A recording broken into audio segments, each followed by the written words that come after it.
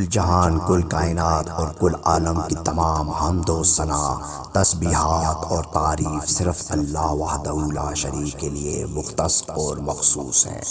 درود و سلام محمد اور تمام انبیاء اور مرسلین کے لیے ہے۔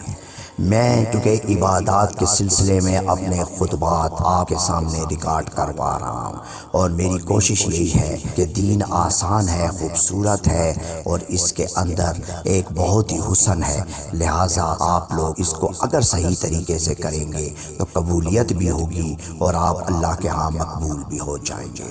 آج ہماری نمازوں میں بہت زیادہ فرق آ چکا ہے اور چھوٹے چھوٹے فروعی اختلافات میں پڑھ کے اب مساجدیں ایک دوسرے سے جدا کر دی گئی ہیں۔ میں آج آپ کو صحیح نماز کا طریقہ بتاتا ہوں جو امت مسلمہ اور ملت اسلامیہ اور شریعت محمدیہ میں جو اصل نماز ہے اور جو لوح محفوظ سے اتاری گئی اور معراج کے موقع پہ نبی علیہ الصلوۃ والسلام کو تحفتاً دی گئی، وہ نماز کیا ہے۔ سب سے پہلے ہمیں یہ سمجھنا ہے کہ نماز کا ڈھانچہ کیا ہے۔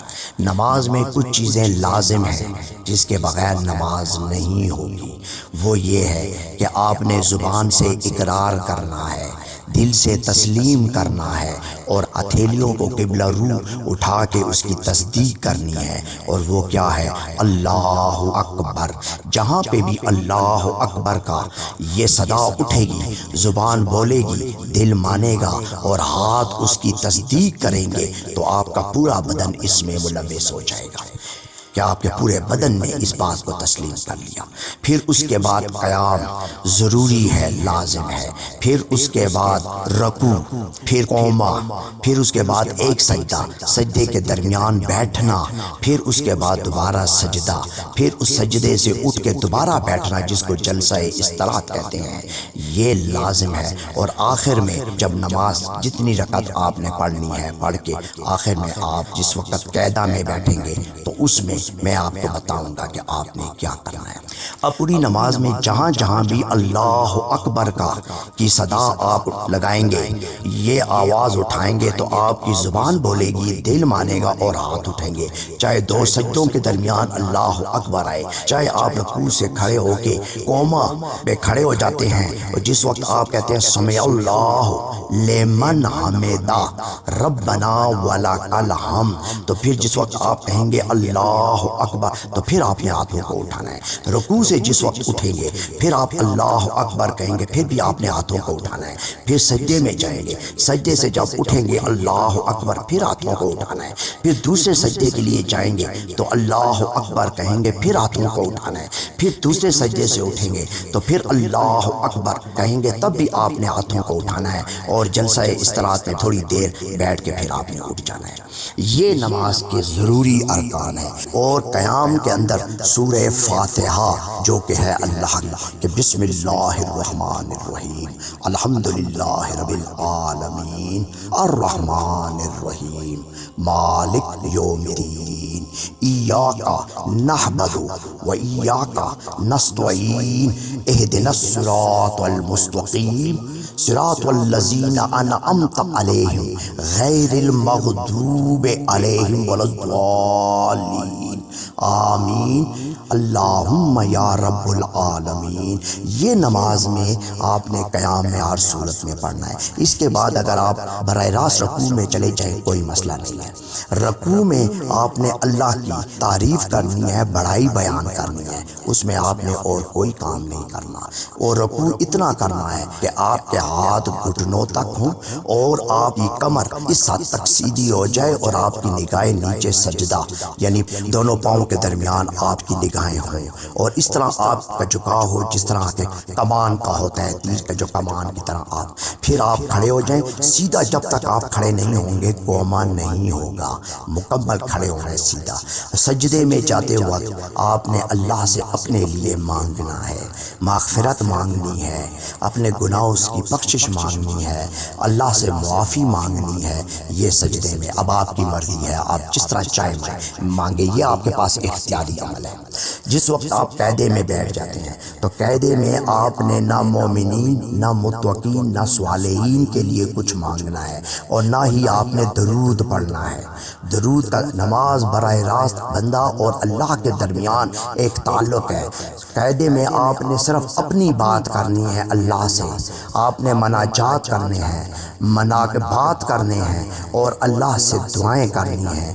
آپ نے اس میں کسی اور کو شامل نہیں کرنا۔ یہ ہمارے 1100 ہجری گزر گئے، اس سے پہلے یہ نماز نہیں تھی، اور 1100 ہجری کے بعد جس وقت کتب حدیث آئیں، ان میں آنے کے ساتھ مختلف مسائل پیدا ہوئے، تو پھر اس کے اندر درود کی شکلیں بھی بدلی، درود کے الفاظ بھی بدلے گئے، اور ان میں مختلف چیزیں پیدا ہوئیں جو آج امت کے اندر ہے۔ آج ہماری نمازیں کیوں قبول نہیں ہو رہی؟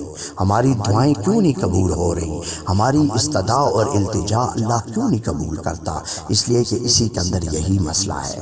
نماز کے اندر آپ نے کسی اور کا ذکر نہیں کرنا، چاہے وہ نبی ہے، چاہے وہ رسول ہے، یا چاہے وہ مومن ہے، مسلم ہے، صالح ہے، یا متقی ہے، یا ولی ہے، کسی کا ذکر نہیں کرنا۔ نماز کا تعلق آپ کا براہ راست اللہ سے، آپ نے اللہ سے بات کرنی ہے۔ جب نماز میں آپ اختتام کر دیتے ہیں اور دائیں اور بائیں سلام پھیر لیتے ہیں، پھر اس کے بعد آپ کی مرضی ہے، آپ ایک مرتبہ نہیں 1000 مرتبہ درود بھیجیں نبی علیہ الصلوۃ والسلام پر۔ آپ کی مرضی ہے، آپ سب کے لیے دعائیں مانگیں، لیکن حالت نماز میں یہ چیزیں ممنوع ہیں، اس کے لیے آپ نے نہیں مانگنی، کیونکہ جب نبی علیہ الصلوۃ والسلام نے خود نہیں مانگی تو آپ کیوں مانگ رہے ہیں؟ کیوں نبی دعا نماز میں خود کہتے تھے کہ اللہم صلی علی محمد وعلی آل محمد؟ یہ باتیں نہیں ہیں، یہ ہمیں بس ایک عجیب چیزوں میں پھنسا دیا گیا ہے۔ لہٰذا میری آپ سے التجا ہے، جو میں نے آپ کو نماز بتائی یہی اصل نماز ہے، اور یہی ہے، اس میں اب کسی کا ہاں سینے پہ ہاتھ باندھنا، زیر ناف ہاتھ باندھنا، ہاتھ کھول لینا یا پیٹ پہ ہاتھ باندھنا، یہ آپ کا ذاتی اختیار ہے۔ اگر آپ کو اللہ کے دربار میں کھڑے ہوتے ہوئے کیا اچھا لگتا ہے، کس طرح عاجزی انکساری محسوس ہوتی ہے، آپ اس طرح کھڑے ہو جائیں۔ پاؤں کو زیادہ نہ پھیلا کے کھڑے ہوں، کاندھوں کو نہ سخت کریں، کاندھوں کو جھکا کے جس طرح آپ روٹین میں ادب سے اور با ادب با مراد والے احترام کے ساتھ جب کھڑے ہو جائیں گے، آپ کو خود ہی نظر آ جائے گا کہ اس وقت میں عاجز ہوں، مسکین ہوں، فقیر ہوں، اللہ کے ہاں میں اپنی عاجزی پیش کر رہا ہوں۔ بس یہ بنیادی چیز ہے نماز کی۔